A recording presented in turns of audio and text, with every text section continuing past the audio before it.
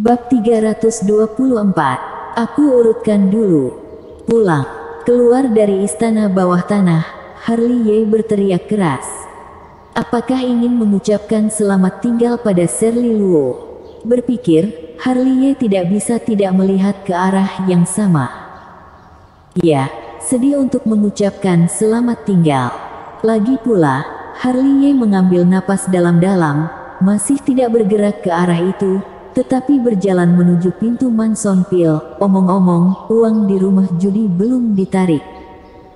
Beicu, di atas gunung yang diselimuti awan, berdiri sebuah rumah megah keluarga bangsawan Haotian. Saat ini, aula utama mansion itu penuh dengan sosok. Melihat ke kiri dan ke kanan, sepertinya mereka sedang menunggu seseorang. Saat ini, di aula belakang, seorang pria paruh baya berjubah piton sedang duduk di sana sambil menggosok alisnya. Pria ini adalah kepala keluarga kontemporer keluarga bangsawan Haotian, Andrian Haotian. Tuan, orang-orang di luar. Seorang lelaki tua bertanya ragu-ragu, tetapi dia tidak melanjutkan. Tunggu sebentar, tunggu sebentar. Aku akan mengurutkan dulu. Andrian Haotian melambaikan tangannya. Kalau begitu kamu baik-baik urutkan. Pria tua itu tersenyum, berbalik dan berjalan keluar. Setelah lelaki tua itu pergi, Andrian Haotian menyentuh dagunya. Chen Ye, apakah aku memiliki putra seperti itu? Atau apakah seseorang melahirkan anak untukku tanpa memberitahuku tentang hubungan romantis itu di tahun-tahun awal? Ya, seharusnya seperti ini. Tidak mungkin Ella. Tidak, waktunya salah. Apakah itu Stephanie Haotian? Tidak, dia akan memberitahuku jika dia melahirkan seorang anak. Ini Vivi, Novi, Lisa, Rosa, atau... Andrian Haotian bergumam, mengelus dagunya dan merenung, memikirkan orang-orang yang dapat dia pikirkan selama beberapa kali dari 20 tahun yang lalu hingga sekarang. Sejujurnya, setelah dia mendengar tentang kota Danceng, dia terkejut. Dalam 3 hari terakhir, keluarga bangsawan Haotian mereka sering kedatangan tamu, dan tidak bisa menghentikan mereka. Setiap orang harus berdebat untuk melihat putranya yang berharga, Chen Ye Haotian, tetapi masalahnya adalah dia tidak memiliki putra. Tidak, Andrian Haotian menjadi semakin salah. Dia berani menyebut dirinya anggota keluarga bangsawan Haotian. Kenapa Chen Ye Haotian masih belum pulang? Apa dia menungguku menjemputnya? Tapi siapa yang melahirkan dia? Kenapa aku tidak membantumu memikirkannya? Ketika suara marah terdengar, seorang wanita berpakaian putih masuk dari luar. Dia anggun dan bermartabat, dan tidak kehilangan temperamennya yang seperti peri. Wanita ini adalah Salihua, istri Andrian Haotian, mantan utusan istana Tanabata, dan penguasa Noura Su. Setelah Salihua, ada 3 wanita dengan wajah tak tertandingi, semuanya tampak seperti peri. Mereka adalah 3 putri dari keluarga bangsawan Haotian, Azula Haotian, Siu Haotian dan Sixue Haotian. Apakah sudah terpikirkan? Salihua tersenyum dan menatap Andrian Haotian dengan penuh minat. Masih berpikir. Andrian Haotian tertawa. Ayah, sepertinya kamu sangat romantis ketika kamu masih muda. Ketika Azula Haotian melihat ekspresi kusut Andrian Haotian, mereka tidak bisa menahan diri untuk menutupi mulut mereka dan tertawa. Mungkin kita memiliki 1 adik atau kakak. Omong kosong, aku menyukainya. Ya, menyukainya. Salihua tersenyum dan mulai menyingsingkan lengan bajunya. Dia tersenyum pada Azula Haotian dan berkata, Azula, mengapa kalian tidak jalan-jalan? Mengerti. Azula Haotian tersenyum dan berlari keluar satu demi satu. Sebelum mereka pergi, mereka tidak lupa untuk mengasihani Andrian Haotian. Melihat ini, Andrian Haotian berkedut di sudut mulutnya, dan membangkitkan jiwanya untuk berdiri. Kalau begitu aku akan pergi jalan-jalan. Kamu jangan pergi. Sali Hua maju dan membawanya kembali. Ah! Bang! Bang! Bang! Bang! Di sini, Harley masuk ke rumah judi. Rumah judi hari ini jauh lebih tenang. Tidak ada suara yang terdengar. Bukankah karena dirinya bertaruh pada konferensi pertarungan pil, siapa yang berani kalah kehilangan semua harta keluarganya? Sekarang siapa yang punya uang untuk berjudi, pada dasarnya bersembunyi di kamar, menutupi wajahnya dan menangis. Mungkin, sekarang banyak orang yang merencanakan bagaimana cara menghajarnya. Harley batuk kering dan mau tidak mau mengorek telinganya. Ini tidak bisa menyalahkanku. Teman kecil, tuan mudaku sudah lama menunggu. Segera, pria tua berbaju hitam muncul. Dibandingkan dengan terakhir kali ketika dia dibawa oleh kereta malam, kata-katanya kali ini jauh lebih sopan. Setuju. Harley langsung naik ke atas, tahu jalannya, dan dengan sadar datang ke kamar yang pertama. Begitu masuk, Sofian Ling buru-buru bangun dan berkata sambil tersenyum, "Teman seiman, Sofian Ling sudah lama menunggu. Silahkan masuk." Begitu sopan ya. Harley bicara begitu.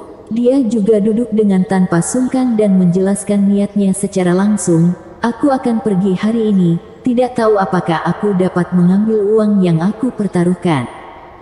Tentu. Sofian Ling mengusap tangannya, mengeluarkan tas penyimpanan dan menyerahkannya kepada Harley. 5 juta, tidak lebih, tidak kurang. 5 juta. Kenapa sebanyak itu? Harley tercengang. Sofian Ling menghela nafas dan tersenyum. Sejujurnya, teman seiman mengatakan bahwa taruhannya sangat tidak seimbang. Mereka pada dasarnya bertaruh pada Bloody dan Ani Rasuan. Teman seiman entah dari mana tiba-tiba memiliki prestasi besar, jadi peluangnya naik dari 100 menjadi 500. Begitu ya. Harley menyentuh dagunya. Tahu begitu aku seharusnya bertaruh 100.000 saat itu. Puff. Kata-katanya ini membuat semua minuman yang diminum Sofian Ling muncrat keluar. 100.000. Peluang 500 kali adalah 50 juta, kamu bukan ingin rumah judi kami tutup secepat mungkin, bukan? Secara alami, kata-kata ini hanya ada di hatinya. Uangnya sudah terkumpul. Aku harus pergi sekarang. Di sini, Harley menepuk pantatnya dan berdiri. Teman seiman, tunggu sebentar. Sofian Ling juga berdiri dan tersenyum malu-malu. Aku punya permintaan yang tidak masuk akal. Aku harap teman seiman akan mempertimbangkannya. Ada apa? Ceritakan padaku. Aku ingin tahu apakah teman seiman bisa memberikan nama resmi tetua di keluarga Lingku. Sofian Ling batuk kering. Mendengar berita itu, Harley mengangkat alisnya dan mengerti maksud dari Sofian Ling.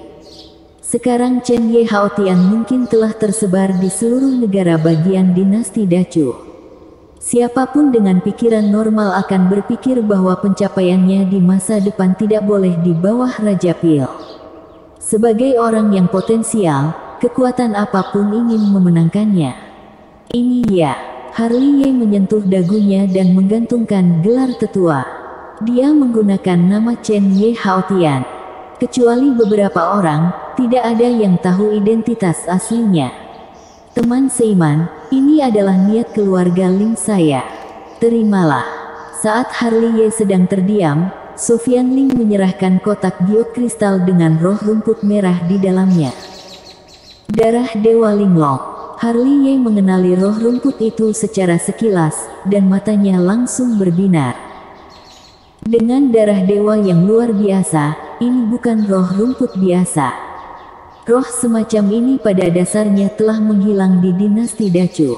Itu selalu berharga dan tidak memiliki pasar. Ini adalah sejenis rumput spiritual yang sangat diperlukan untuk menyempurnakan pils ritual. Ini tidak boleh. Harley berkata, dengan sadar mengambil kotak giok kristal, dan berkata sambil tersenyum, suatu kehormatan besar bagi Chen Ye untuk menjadi tetua keluarga Ling. Bagus. Sofian Ling menyapa 3 kali dan buru-buru mengeluarkan token giok. Bagian depan token giok diukir dengan kata Ling dengan jejak jiwa, dan bagian belakangnya diukir dengan kata Chen Ye Hao Tian. Melihat ini, Harley Ye berkedut di sudut mulutnya. Sialan sudah menyiapkannya. Di sini, Sofian Ling tersenyum canggung dan menyerahkan token giok kepada Harley Ye. Bersiaplah, bersiaplah. Dengan token giok ini, aula keluarga Ling dapat membantu jika teman seiman membutuhkannya di masa depan. Detik mengerti. Harley, kamu mengambil token giok dan merasa itu sangat praktis. Bersambung.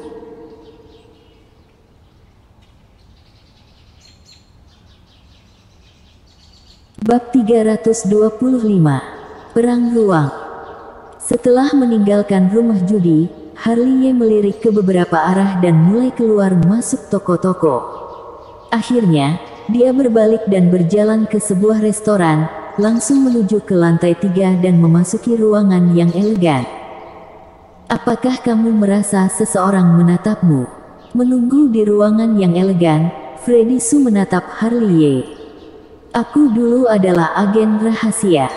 Jika aku bahkan tidak bisa merasakannya, aku akan berhenti dari bidang ini. Sambil tersenyum, Harley Ye mengikat segel dengan satu tangan, membentuk tubuh bayangan di sampingnya. Segera, tubuh bayangan itu berbalik dan berjalan keluar. Dia dan Freddy Su berdiri di depan jendela dan melihat keluar dari jendela yang kosong. Mereka melihat tubuh bayangan itu berjalan keluar dari restoran dan kemudian berjalan menuju gerbang kota Danceng. Setelah tubuh bayangan, beberapa sosok licik mengikuti tubuh bayangan sampai tubuh bayangan meninggalkan kota Danceng, dan mereka mengikutinya bersama-sama. Jurus ini bagus. Freddy Su menghela nafas. Sepertinya dalam status keluarga bangsawan Hao Tian, tidak hanya ada kelebihan tetapi juga kekurangan. Harley Ye menggosok alisnya. Siapa suruh kamu begitu luar biasa? Freddy Su melirik Harley Ye dan berkata, meskipun keluarga bangsawan Hao Tian adalah keluarga bangsawan tersembunyi, ada banyak musuh. Bisakah mereka membiarkanmu hidup di dunia ini?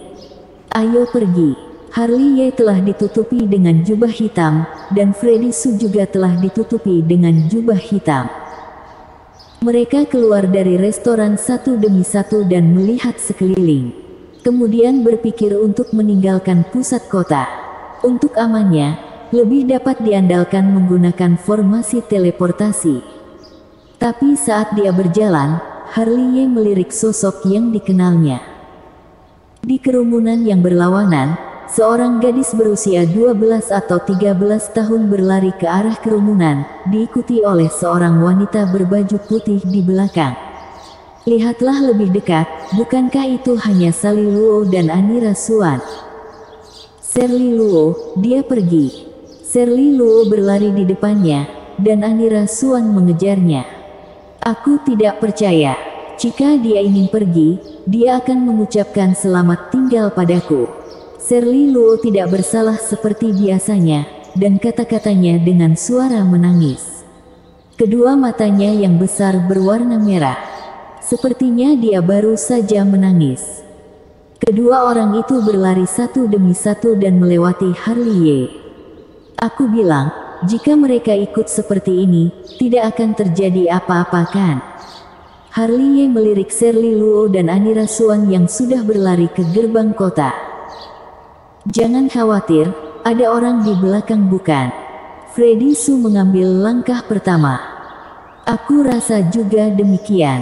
Harley Ye melirik seorang lelaki tua dengan labu anggur. Saat ini, dia mengikuti Shirley Luo dan Anira Suan. Meskipun dia terlihat tidak selaras, dia kuat. Mereka segera sampai di pusat kota, di mana terdapat sebuah altar besar, yang di atasnya terdapat formasi teleportasi. Teman seiman, kota kuno Wuxuan. Freddy Su melangkah maju dan menyerahkan tas penyimpanan berisi batu spiritual kepada tetua berbaju putih yang menjaga formasi teleportasi. Naik dulu, aku akan menyesuaikan koordinat spasial. Tetua berbaju putih mengambil alih tas penyimpanan dan mulai menggambarkan koordinat spasial. Mendengar kata itu, mereka naik satu demi satu. Segera, formasi teleportasi berdengung dan mulai berputar perlahan, dan kekuatan misterius ruang mulai melonjak. Kota Danceng datang lagi lain kali. Melihat kota Danceng, Harley Ye menarik napas dalam-dalam. Perjalanan ke kota Danceng ini benar-benar mendapat banyak keberuntungan. Tunggu sebentar, ketika Harley Ye menghela nafas, dua orang berjubah darah juga pergi ke altar dan menyerahkan tas penyimpanan kepada tetua berbaju putih. Teman seiman, kamu juga pergi ke kota kuno Luxuan. Datang ke pagian. Begitu kebetulan, tetua berbaju putih tersenyum. Master Sixi, Brody, di sini, mata Harley Ye sedikit menyipit. Meskipun ketiganya ditutupi dengan jubah darah, dia bisa melihat identitas mereka secara sekilas. Bukankah mereka Brody dari Istana Haus Darah dan Master Sixi? Ketika Harley Ye sedang melihat mereka, dia juga kebetulan melihat mata Master Sixi dan pupil Brody, terutama mata pupil Brody, yang bersinar dengan cahaya ganas. Bahkan di siang hari, mereka tampak sangat menakutkan. Segera, formasi teleportasi berubah dengan cepat, dan keempatnya menghilang di altar. Ketika dia muncul kembali, Harley Ye merasa bahwa dia sudah berada di lorong ruang hampa. Mereka adalah Brody dan Master Sixi. Harley Ye berpura-pura tidak terjadi apa-apa, tetapi dia sudah mengirim pesan ke Freddy Su. Itu mereka. Nada transmisi suara Freddy Su agak tidak terduga. Jelas, dia juga menemukan bahwa dua di sisinya adalah Brody dan Master Sixi. Namun, meski begitu, tetapi dia masih tidak menunjukkan kelainan apapun. Sepertinya aku masih diawasi oleh mereka. Harley Ye mengerang. Aku masih meremehkan mereka. Freddy Su melirik Master Sixi dan Brody dan berkata, aku tidak menyadarinya sama sekali. Tetua, kamu berani berpartisipasi dalam masalah Master Sixi. Merasa bahwa suasananya tidak benar, Harley Ye mentransmisikan suara itu ke Freddy Su lagi. Mereka setara satu sama lain dan memiliki kekuatan yang sama. Bagus. Harley Ye menarik napas dalam-dalam. Jika kamu benar-benar mulai bertarung, beri aku Brody. Kamu bisa berurusan dengan Master Sixi. Selanjutnya, lorong ruang hampa menjadi luar biasa sunyi. Namun, semakin sunyi suasananya, semakin menyedihkan suasana yang dirasakan Harley Ye, dan dia bisa dengan jelas menangkap niat membunuh Master Sixi dan Brody. Berdiri di belakangku, Freddy Su melirik Master Sixi dan menyampaikan pesan itu kepada Harley Ye. Ya, Harley Ye melihat sekeliling tanpa memeriksa, dan kemudian berdiri di belakang Freddy Su untuk menghindari dibunuh oleh Master Sixi. Tanpa diduga, sebelum dia berhenti, Master Sixi yang tidak bergerak tiba-tiba bergerak, memegang telapak tangannya, dan membanting Freddy Su. Freddy Su tampak merinding. Dia sudah mempersiapkan di dalam hatinya. Dia tiba-tiba mengangkat kepalanya dan menghancurkan telapak tangan Master Sixi. Master Sixi tidak menyangka Freddy Su begitu waspada dan bereaksi begitu cepat sehingga serangan diam-diamnya tidak memainkan peran apapun.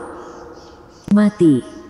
Tanpa menyakiti Freddy Su, Master Sixi membalikkan tangannya dan mengeluarkan pedang pembunuh, yang langsung mengenai alis Freddy Su.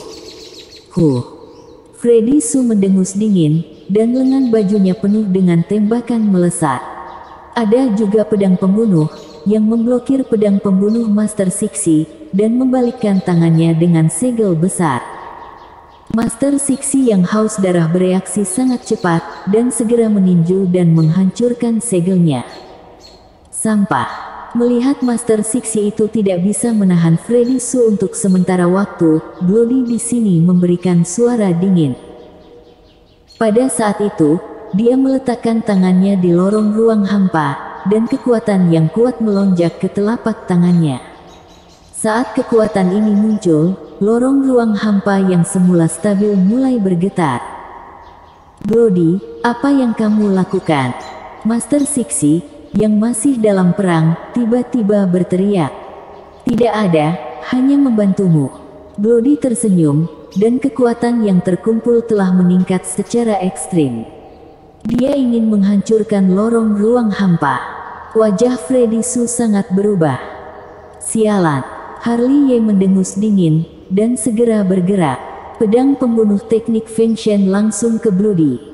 Terlambat, Bloody itu tersenyum tipis, dan kekuatan telapak tangan yang naik hingga ekstrim meledak. Bang! Dengan raungan, seluruh lorong ruang hampa runtuh. Semua ini datang begitu cepat sehingga sebelum pedang Harley Ye menusuk Bloody, pedang itu terguling ke celah ruang gelap. Bukan hanya dia, tetapi juga Freddy Su dan Master Sixi tidak luput.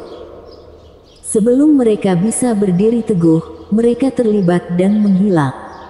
Namun, Bloody masih tersenyum gelap dan ganas.